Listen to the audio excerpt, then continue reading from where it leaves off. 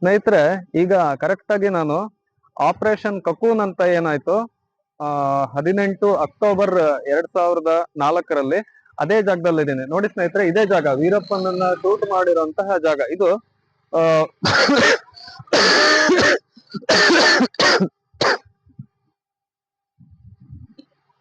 ಸ್ನೇಹಿತರೆ, ಇದು ಈ ದಿಕ್ಕಲ್ಲಿ ಹೋದ್ರೆ ಇದು ಸೀದಾ ಧರ್ಮಪುರಿಗೆ ಹೋಗುತ್ತೆ. ಹಾಗೇನೆ ಈ ದಿಕ್ಕಿಗೆ ಹೋದ್ರೆ ಸೀದಾ ಪಾಪರ್ಪಟ್ಟಿಗೆ ಹೋಗುತ್ತೆ. ಇಲ್ಲಿ ನೋಡಿ, ಈಗ ಹೋದ್ರೆ ಪಾಪರ್ಪಟ್ಟಿಗೆ ಹೋಗುತ್ತೆ. ಇಲ್ಲಿ ಇದೇ ಜಾಗದಲ್ಲಿ ವೀರಪ್ಪನ್ನ ಶೂಟ್ ಮಾಡಿದಂತಹ ಜಾಗ ಸ್ನೇಹಿತರೆ ಇದು. ಇಲ್ಲಿ ಎದುರುಗಡೆ ನನ್ನ ಹಿಂಭಾಗದಲ್ಲಿ ಏನು 2004ನೇ ಇಸ್ವಿಯಲ್ಲಿ ಆ ಘಟನೆ ಆಯ್ತು. ಆ ಘಟನೆಯಲ್ಲಿ ಇಲ್ಲಿ 7th day primary public school ಅಂತಾನೆ, ಪ್ರೈಮರಿ ಸ್ಕೂಲ್ ಅಂತಾನೆ ಒಂದು ಸ್ಕೂಲ್ ಇರುತ್ತೆ. 7th ಡೇ ಪಬ್ಲಿಕ್ ಸ್ಕೂಲಿನ ಎದುರುಗಡೆನೆ ಈ ಒಂದು ಘಟನೆ ಆಗುತ್ತೆ.